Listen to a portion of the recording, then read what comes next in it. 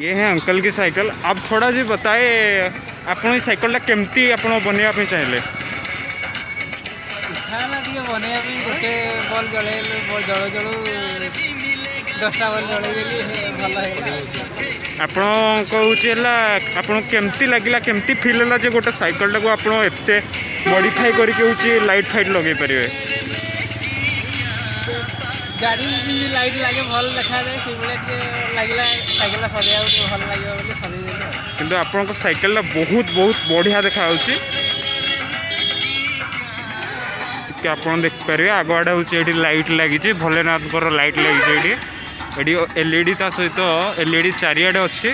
ତା ସହିତ ଏଠି ମ୍ୟୁଜିକ୍ ସିଷ୍ଟମ୍ ବି ହେଉଛି ଭାଇ ଫିଲ୍ଅପ୍ କରିଛନ୍ତି। ଏଇଟା ହେଉଛି ବ୍ୟାଟେରୀ। ବ୍ୟାଟେରୀ ସେଟା ଏଇଟା ବ୍ୟାଟେରୀ। ଏଇଟା କେତେ ୱାଟ୍ର ବ୍ୟାଟେରୀ ଲଗେଇଛନ୍ତି ଏଇଟା ଆପଣ? ସେଇଟା 12 ଭୋଲ୍ଟ ବ୍ୟାଟେରୀ। 12 ଭୋଲ୍ଟର ବ୍ୟାଟେରୀ ଲଗା ହେଇଛି। ଏଇଠୁ ଚାରିଆଡ଼େ କନେକ୍ସନ୍ ଯାଇଛି ବୋଧେ?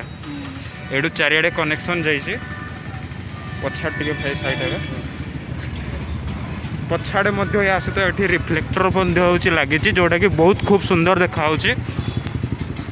ସାଇଡ଼୍ ସହିତ ହିଁ ବହୁତ ବଢ଼ିଆ ଲୁକ୍ ଆସୁଛି, ଯେଉଁଟାକି ସମସ୍ତଙ୍କୁ ଆଟ୍ରାକ୍ଟିଭ୍ କରୁଛି। ଆପଣଙ୍କୁ କେମିତି ଲାଗୁଛି? ଆପଣ ଯେତେବେଳେ ସାଇକେଲଟା ଦେଖିଲେ ଆପଣଙ୍କୁ କେମିତି ଫିଲ୍ ହେଲା? ସାଇକେଲ ତ ଆମେ ଦେଖୁଛୁ ବହୁତ ସୁନ୍ଦର ଲାଗୁଛି, ବ୍ୟାଟେରୀ ଲାଗିଛି, ବୋଧେ ବ୍ୟାଟେରୀରେ ଚାଲୁଛି ବୋଲି ଆମେ ଭାବୁଛୁ।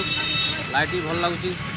ଭାଇ ବି ଯିଏ ବି କରିଛି ତାଙ୍କ ଦିମାଗକୁ ବି ମାନିବାକୁ ପଡ଼ିବ। ଭାଇ ବି ମଧ୍ୟ ବହୁତ ଖୁବ୍ ଭାବରେ ହେଉଛି ଆଲୋଚନା କଲେ କି ଏଇଟା ସାଇକେଲଟା ବହୁତ ବଢ଼ିଆ ହେଇଛି। ତ ଏତିକି ମୁଁ ଶେଷ କରୁଛି ମୋ ବ୍ଲଗ୍। ନେକ୍ସଟ ଟାଇମ୍ ବ୍ଲଗ୍ରୁ ଆପଣଙ୍କୁ ମୁଁ ଆଉଥରେ ନ ଜଣାଇବି।